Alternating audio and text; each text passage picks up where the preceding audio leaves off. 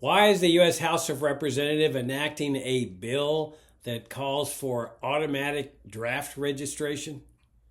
Join Richard Ebeling and me in this week's Libertarian Angle as we examine that question.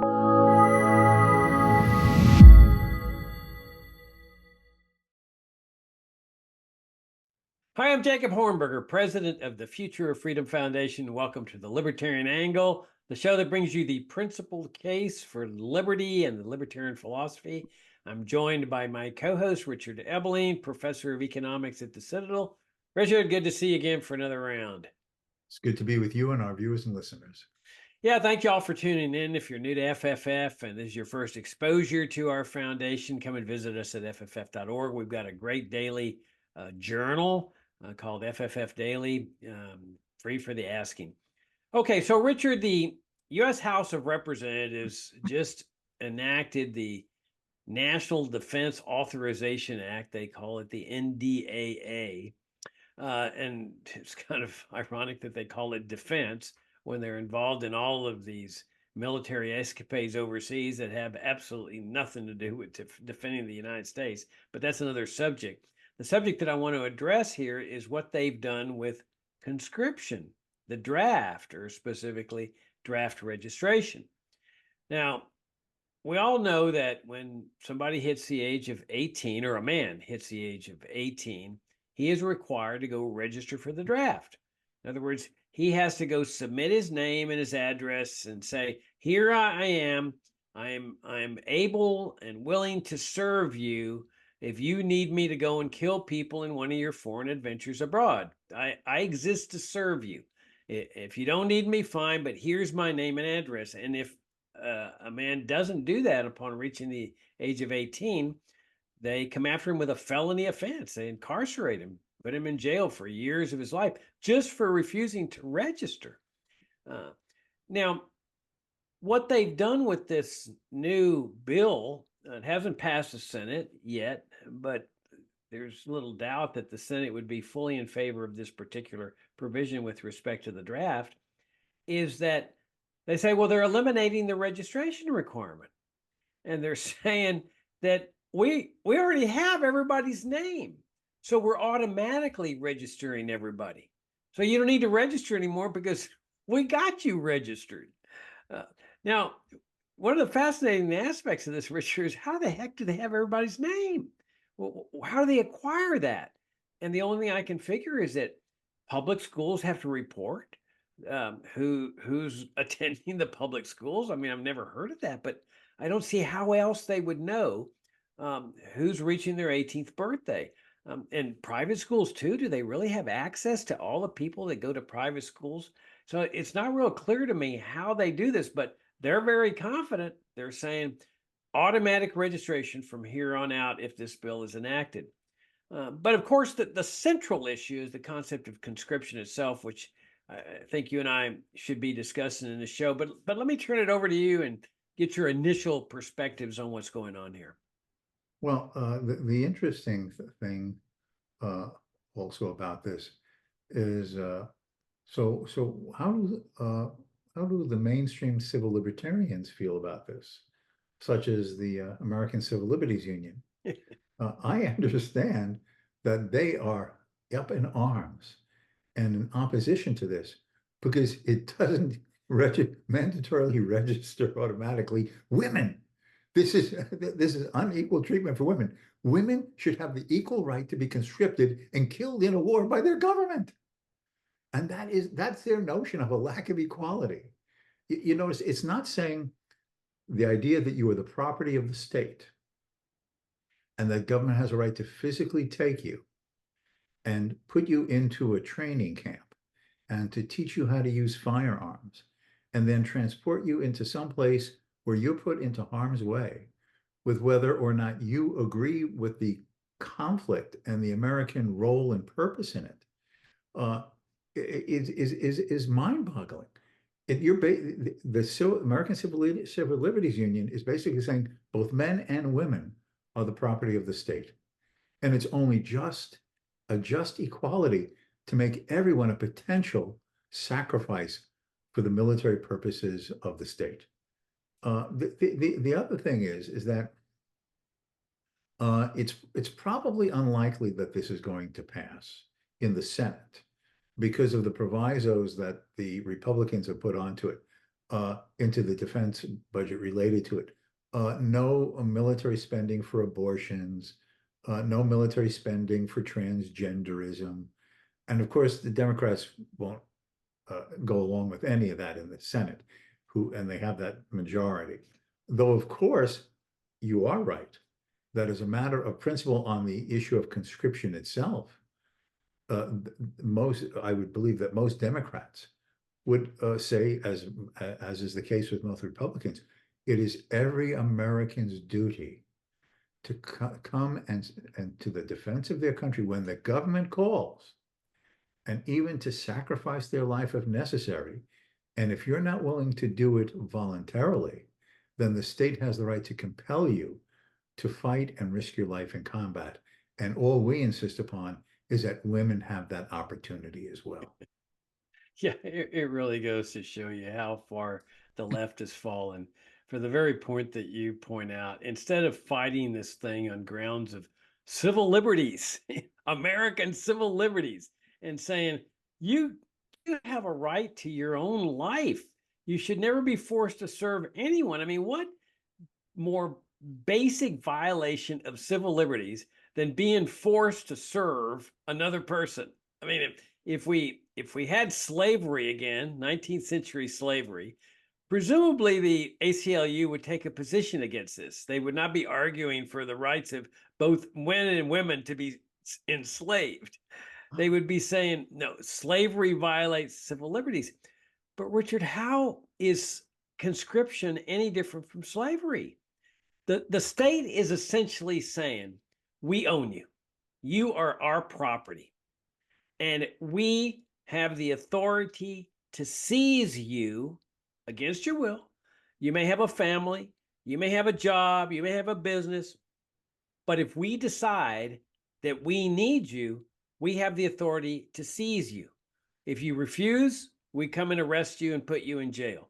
That you have to come and serve us in a way, as you pointed out, going to training camp, learning how to shoot a gun, learn how to throw grenades, drop bombs, so that you can be cannon fodder for one of our foreign adventures, foreign wars. I don't see any difference between that and slavery. It's not a permanent state, but it's the concept that if the state has the authority to do this to you, you're a slave automatically, even if they're not exercising that authority. And that's the problem with this registration, is that it fortifies this concept that you belong to us, you exist to serve us. And let's face it, this is not the only instance of where this has taken place. We've got the income tax, which is essentially based on the same principle. You exist to serve the state. We will permit you a certain amount of money to keep. We set the percentage, but you belong to us. Your purpose in life is to serve us, and we will decide how much of an allowance you will be permitted to keep. And if we desire you to come and serve us more directly, we'll pay you a little bit. We'll pay you a salary as a private or whatever. And we will provide you food and clothing and housing, just like we did with the slaves in the 19th century. This is the horror of what's happened to American society, Richard, is that there's very few people who question the fundamental aspect of what's going on here. Yeah, the other thing is that the usual response, well, one of the responses to the type of argument that you and I are suggesting is that, but if your country is in a crisis and is in some type of threat, what if not enough Americans will volunteer? How will the country be protected? Well, I would turn that around. If people value their liberty, and if that liberty is threatened by a foreign nation that is attempting to aggress upon your country, then if that cause is just and people believe in their freedom, then surely enough people will see that to protect their own life and liberty and that of their family and their future generations, they will volunteer. And if they choose not to volunteer, then either those in government have not demonstrated sufficiently through persuasion why it is a just cause, or it's not a just cause. Now, look at right now this war between uh, Russia and Ukraine. Putin orders the invasion of Ukraine. It turns out initially to be a disaster, believing that they were going to be in Kiev in 2 days. Instead, the Ukrainians resist, and it starts to get bogged down. And Russian soldiers are being slaughtered, both either killed or wounded. They're running out of manpower. And now Putin ordered up this huge conscription of more Russian youth. What was the response? Over 1 million Russians of draft ages found ways to get out of the country. That tells you that a large number of the people who were to be called up did not consider it a just cause or a just cause sufficient to be risking their life at the order of the government. The same thing is happening on the Ukrainian side. At first, following the Russian invasion, many Ukrainians were happy to volunteer, but now the war is in its third year. It's bogged down. It seems impossible to dislodge the Russians from those parts of eastern Ukraine where they successfully were able to conquer, or Crimea. And now many Ukrainian youths would prefer not to do this. Why don't you just find some settlement, accept the fact that you can't have as much of your territory as you had before the conflict, but I'm not willing to risk my life. And but they're not allowed to leave the country. If you're between a certain age, I think it's like 16 to, I think they've made it now 40 or 50, you can't leave Ukraine if you're a male. So they're basically saying you will be subject to conscription to serve your state, to oppose this aggressor, whether you think it's worth fighting for enough to save part of the territory that the Russians have occupied and say they're not going to leave. So if people are not willing to fight for their own freedom, their own country, their own governments, then that's telling you that this is ultimately an indefensible and unjust war. Uh, in fact, at the time of the First World War, Ludwig von Mises, the famous Austrian economist, in a book that he published just after the war called Nation, State, and Economy, spoke about conscription and referred to it as the ultimate blood tax. The government seizes your wealth. They take crops from farmers. They confiscate resources for the war effort. And then ultimately they take you and risk and cause your death as the ultimate blood tax. And that is the nature of this thing. If liberty is a value, people will fight for it. If Yeah, liberty is not a value, then the cause has to be questioned. Yeah, that is really a great point. And I would add to the Ukrainian thing, and I think that a lot of the Ukrainians have figured out that the reason that they're in this war was over their government's wish to join NATO. And so is joining NATO the same thing as freedom? Well, not exactly. And they're realizing, oh my gosh, I'm going to give my life up so that my government can join NATO. Well, to me, that's not the most glorious thing to die for. And so a lot of them are trying to flee the country there too. But if you look, I mean, if you think about fundamentally what you're talking about here, that you've got people saying, we don't want to fight in your war. Let's take the Vietnam War. We don't want to fight in your war. And therefore just leave us alone. You want to go fight it, fine. Well, no, we need manpower to fight this war. So we're going to force you to do this. And then the perversity of this, Richard, is when they said people died in Vietnam to protect our freedoms. When you're forcing people to go thousands of miles overseas to kill or die, that is the exact opposite of freedom. There's no way to reconcile the draft or conscription with freedom. You may say, well, it's justified to go over there and kill communists. But nonetheless, you cannot justify conscription with the principles of freedom. So here you have people, Americans, dying and killing to protect our freedom that's been destroyed through the very act of conscription. And as an aside, I remember Muhammad Ali saying or maybe it was Martin Luther King, or maybe it was both of them that were saying, here we are going to Vietnam to supposedly protect our freedoms, only to come back to a segregated society, because that's what was defined as freedom.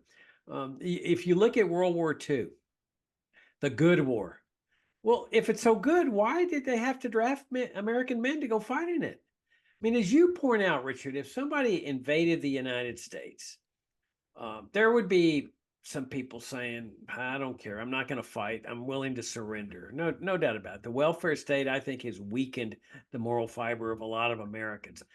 But if they choose not to fight, that's the very aspect of freedom. And that is freedom. The choice of saying, I ain't going to fight. Okay, fine, get out of our way. But there'd be, I think, 97% of both men and women that would say, we're going to fight. We're going to resist this invasion, this conquest by some foreign nation.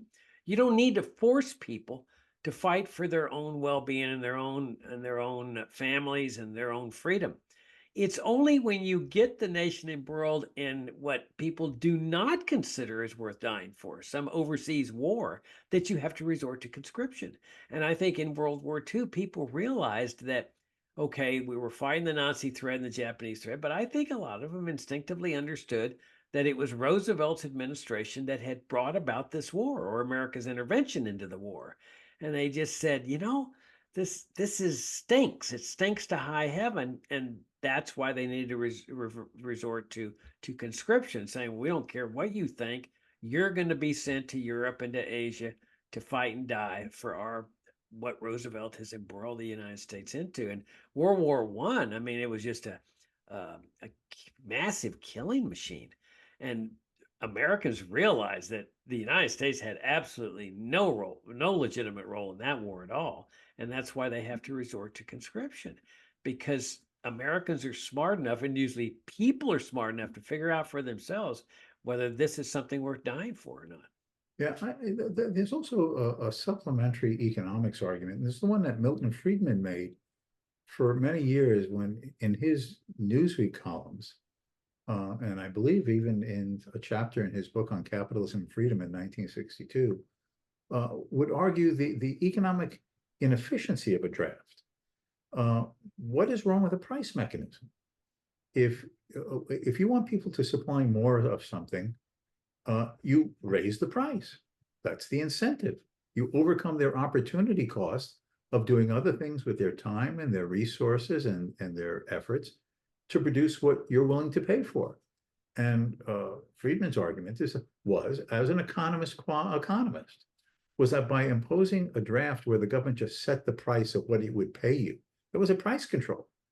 And it was basically bringing about people who, in their minds, fighting in this war or just serving in the military for a certain number of years was a greater opportunity cost than what they could be doing instead with their time in terms of earning a living, et cetera.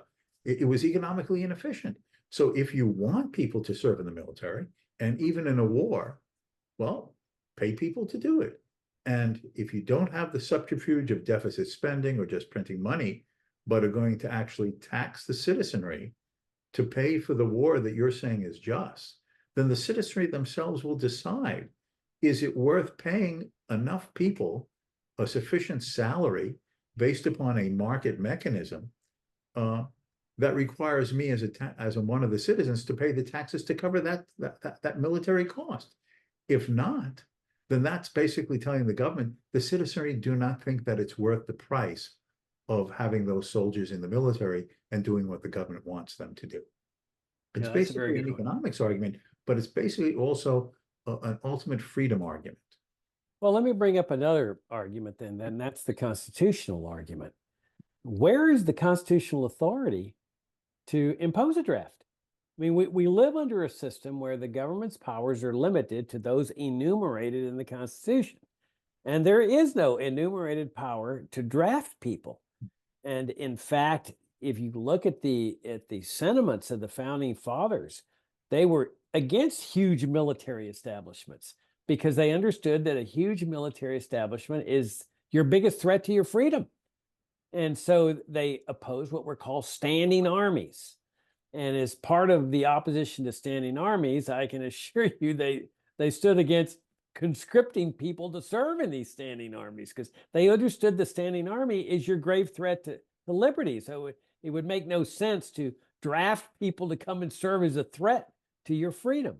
And there's a great piece that Daniel Webster wrote in the mid 1800s against conscription. In fact, I'd highly recommend everybody read it. You can find it online.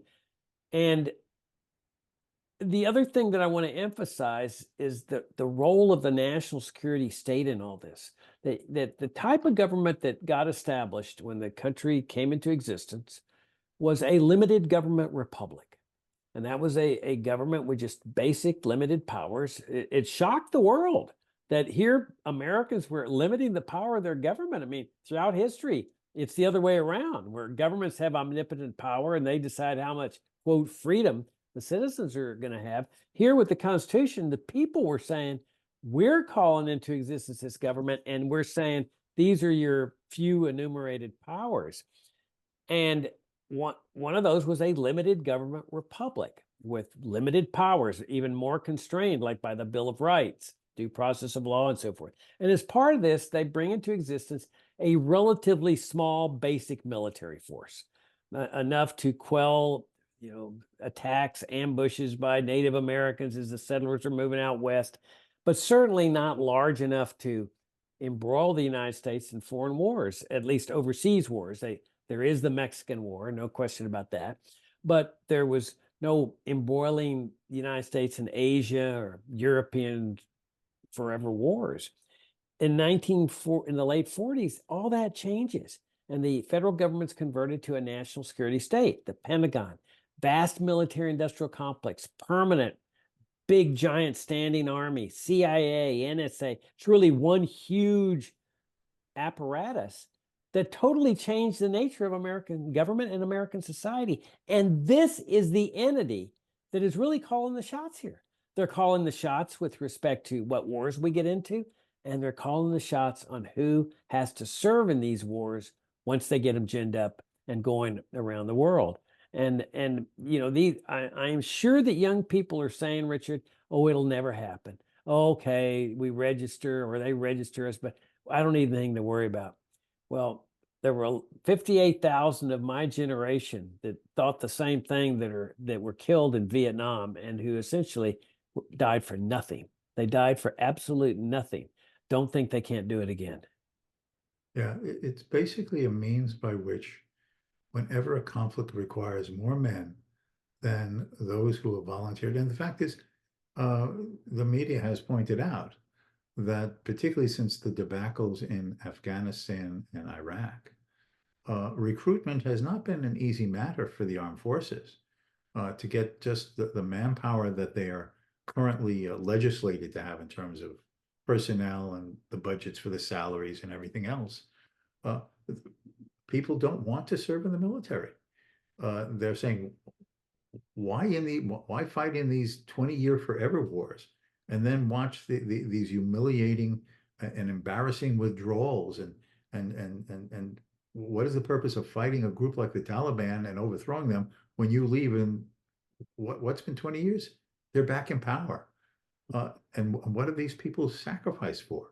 And so I think that the military is basically saying, and the establishment in general, is that we cannot be sure that if the United States becomes embroiled in a war with China in the Far East, or in some conflict in Europe, such as with the Russians, that didn't become nuclear, that they would have sufficient manpower to undertake this task without forcing people to serve as the military personnel to be sent overseas.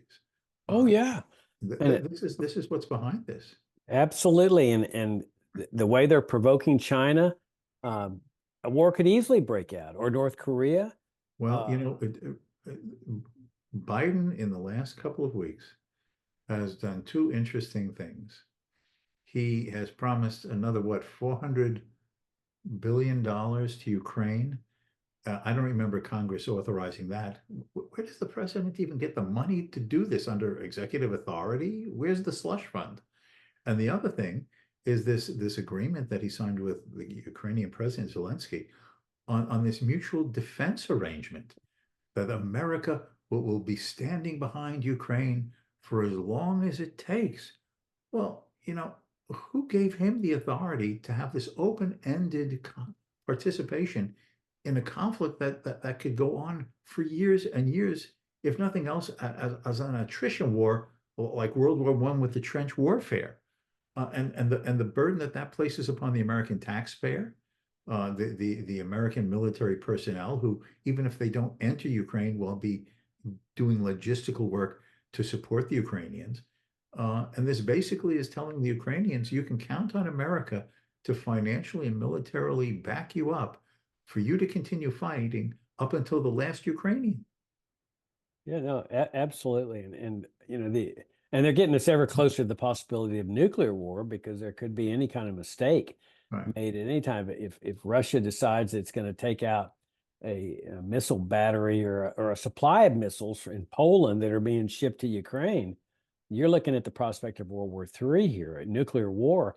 But the China thing, Richard, I think about those American soldiers that were fighting in the Korean War, and they were defeating the North Koreans, and what it must have been like when all of a sudden you see coming over the hills or this mass of Chinese soldiers that had decided to intervene, that were not going to let America conquer North Korea. And at that point, if that type of thing happens, assuming it doesn't go nuclear and it stays conventional, they're going to call every single man they can, and probably women too, to serve as cannon fodder in a war against a massive army that far outnumbers Americans' army. And this is what young people need to realize, and parents need to realize. Parents of people that are 14, 15 years old, that are coming up to the age of 18. Every parent that cares about his kids got to be saying, hey, we need to put a stop to this. This is really out of control. The thing is, it should be pointed out, this is on both sides in this case.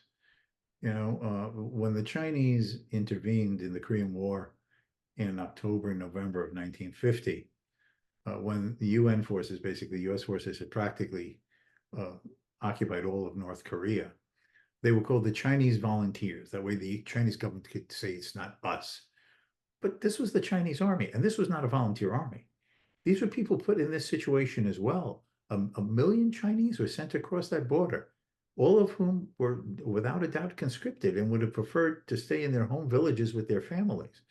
And I was recently talking to a couple of people from mainland China. And I said, how do most Chinese feel about this Taiwan crisis?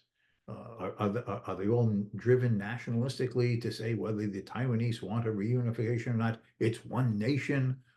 Do they feel hyped up to use military force to achieve it? And I said to him, I said, of course, I'm asking your very non-scientific, non-polling, general impression, conceptions of talking to your neighbors, your friends, just people you get into conversations with. And they made a point of saying, most Chinese don't care. This is government and Xi Jinping. This is the nationalistic political hype of their own national security state. Power lusting both at home and to have an empire abroad. And that most Chinese, however unscientific their opinion of poll of their friends, neighbors, acquaintances are, most Chinese do not want to go to war. Most Chinese would just go about their business earning a living in which the government would not get into a hassle. And they certainly don't want to die and see their cities destroyed in a conflagration. Yeah. So these principles apply universally. Exactly. Exactly. All right. On that fine note, Richard, we'll wrap things up. Thank you for the great conversation, and thank you all for tuning in. Thanks for your support of the Future of Freedom Foundation. And Richard, I look forward to seeing you next week. Until next time.